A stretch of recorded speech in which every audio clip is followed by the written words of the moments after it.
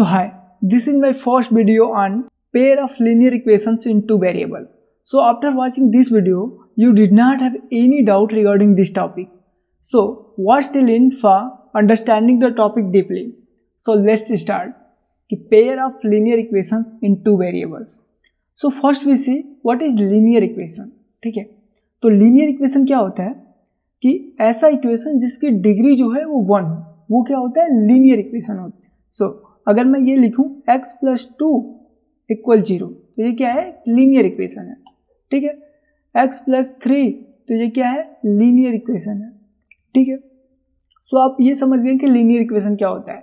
कोई भी ऐसा इक्वेशन जिसकी डिग्री 1 हो वो लीनियर इक्वेशन होता है, चाहे मैं कुछ भी लिख लूँ.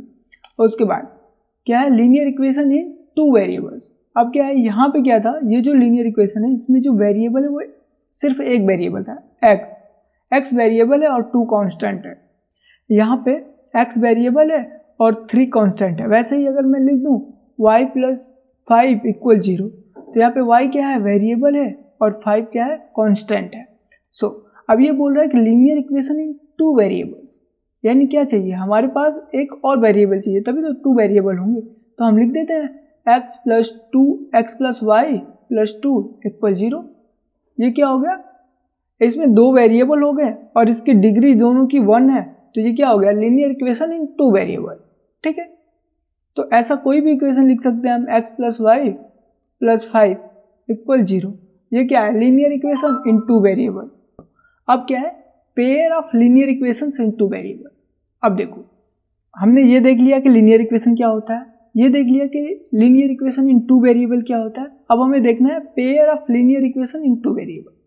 अगर मैं x + y + 3 = 0 इसको 1 मान लूँ, ठीक है, और x + y + 6 = 0 इसको 2 मान लूँ. ठीक है, तो ये दोनों को अगर मैं साथ में बोलूँगा तो बोलूँगा pair of linear equation in two variable. देखो पेयर यानी 2 हो गए, लीनियर इक्वेशन दोनों की सबकी डिग्री 1 है तो क्या हो गया, लीनियर इक्वेशन हो गया. ठीक, इन टू वेरिएबल x और y 2 वेरिएबल है तो ये क्या हो गया, pair of linear equation in two variable. That's it, बस इतना ही है. सो यही है pair of linear equation in two variable. ठीक है, अब नेक्स्ट देखते हैं कि इसको सॉल्व कैसे करते हैं. इसको सॉल्व करने के 2 मेथड होते हैं. पहला ग्राफिकल मेथड होता है और दूसरा जो होता है वो सब्स्टिट्यूशन मेथड होता है. तो पहले हम क्या करेंगे, आज हम डिस्कस करेंगे ग्राफिकल मेथड, उसके बाद नेक्स्ट वीडियो में हम डिस्कस करेंगे सब्स्टिट्यूशन मेथड. ठीक है, तो अभी हम देखते हैं कि ग्राफिकल मेथड कैसे वर्क करता है. So let's see. अब देखो, जो पेयर ऑफ लीनियर इक्वेशन है उसका जो स्टैंडर्ड फॉर्म होता है वो ये होता है, a1x + b1y + c = 0 and a2x + b2y + c = 0. ठीक है, तो ग्राफिकल मेथड में क्या करते हैं कि हम ये लाइन का इक्वेशन है तो इन दोनों लाइन को कोऑर्डिनेट सिस्टम पे ड्रॉ करते हैं और देखते हैं कि ये दोनों एक दूसरे को कहाँ कट करते हैं. जिस पॉइंट पे ये एक दूसरे को कट करेंगे, लाइक मान लीजिए ये मेरा कोऑर्डिनेट सिस्टम है. ठीक है, लाइन थोड़ी टेढ़ी है बट ठीक है, मैनेज कर लीजिएगा आप. और मान लीजिए कि ये जो मेरी पहली लाइन है, ठीक है, इसका ग्राफ कुछ ऐसा बना. ठीक है, ठीक, और ये जो मेरी दूसरी लाइन है उसका जो ग्राफ है वो कुछ ऐसा बना. ठीक है, तो अब ये जो पॉइंट है जहाँ पे ये एक दूसरे को कट कर रहे हैं, ठीक है, जहाँ पे ये एक दूसरे को कट कर रहे हैं यही सॉल्यूशन है. ठीक है, तो यही पॉइंट हमें फाइंड करना है ग्राफ के हेल्प से. ठीक है, इसको हम एक एग्जांपल से समझते हैं तो बेहतर समझ पाएंगे कि कैसे वर्क करता है. ठीक है, आप बस इतना समझ लो कि ये जो 2 लीनियर इक्वेशन गिवन है इन दोनों को हम ड्रॉ करेंगे और ये दोनों एक दूसरे को जहाँ भी कट करेंगे वही जो पॉइंट होता है वो सॉल्यूशन होता है. ठीक है, अभी एक थोड़ा सा देख लेते हैं कि हाँ, ये कि मान लो ये जो a1x + b1y + c = 0 है. ठीक है, और a2x + b2y + c = 0 है. ये c1 है, ये c2 है. ठीक है, तो अगर a1/a2 is not equal to b1/b2 तो ये क्या होंगे, इंटरसेक्टिंग लाइन होंगे और एक सॉल्यूशन एग्जिस्ट करेगा एग्जैक्टली वंस, यानी यूनिक. जैसे ये कौन सा सिनारियो है मैं आपको बताता हूँ। मान लीजिए ये आपका कोई कोऑर्डिनेट सिस्टम है और ये दो लाइंस हैं, इनके ग्राफ हैं। ये क्या है, ये सिर्फ एक दूसरे को एक पॉइंट पे कट कर रहे हैं यहाँ पे, ठीक है। तो यहाँ पे क्या होगा, यूनिक सॉल्यूशन मिलेगा, ठीक है। और जो दूसरा केस है कि a1/a2 equal b1/b2 equal c1/c2, तो यहाँ पे क्या हो जा रहा है, जो ग्राफिकल रिप्रेजेंटेशन है वो कोइंसिडेंट हो जा रहा है, कोइंसिडेंट लाइंस हो जा रही है। यानी कि मान लीजिए कोई आपका ये सिस्टम है, तो पहली लाइन आपकी ये आई, ठीक, और दूसरी लाइन भी आपकी अगर यही आ जाए, मतलब सेम इक्वेशन हो, तो वहाँ पे क्या होगा, इनफाइनाइटली मेनी सॉल्यूशन होंगे, ठीक है, सॉल्यूशंस होंगे इनफाइनाइटली मेनी, ठीक। और ये इनफाइनाइटली मेनी क्यों होंगी, क्योंकि जब ये जो दोनों लाइन एक ही पे आ गई तो ये एक दूसरे को हर पॉइंट पे कट करेंगे, इसीलिए इनफाइनाइट पॉइंट्स होते हैं, तो इनफाइनाइट सॉल्यूशन होंगे। और थर्ड में देखते हैं कि अगर a1/a2 equal b1/b2 not equal to c1/c2, then ये लाइन क्या होंगी, पैरेलल होंगी।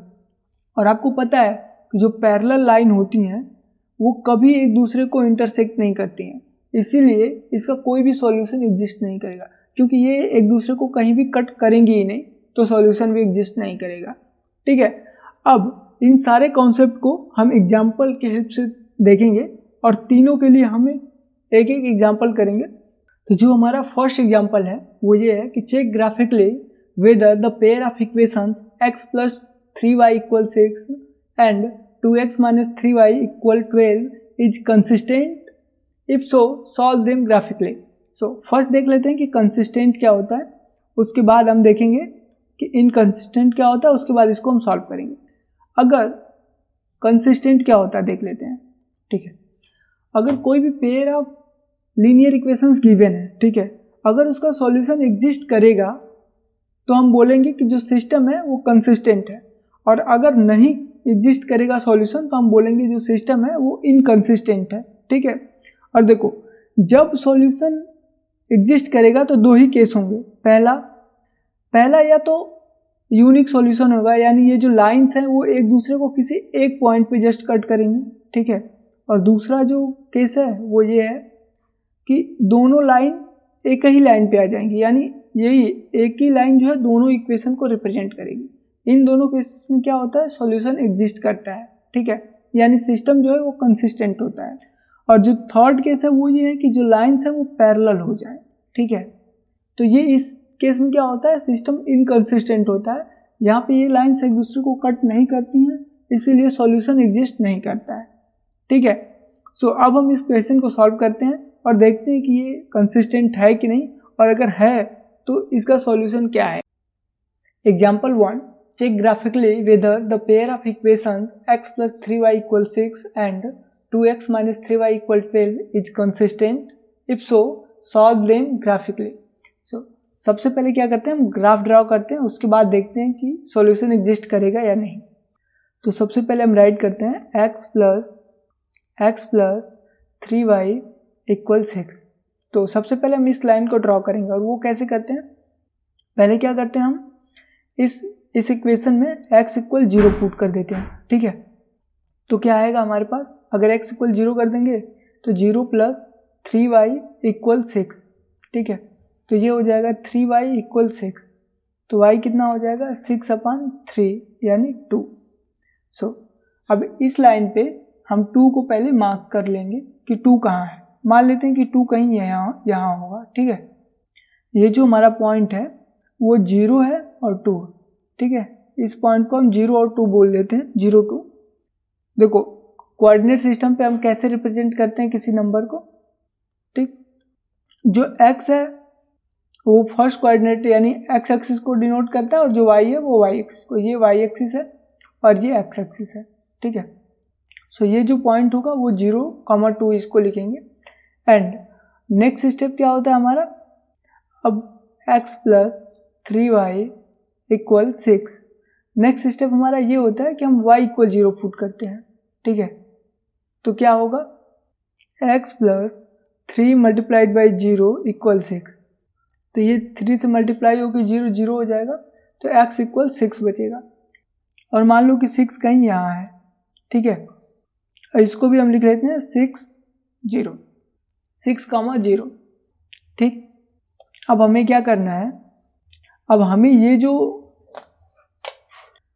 जो दोनों पॉइंट है इनको मिला देना है। ठीक है, तो ऐसे हम इन दोनों को मिला देंगे।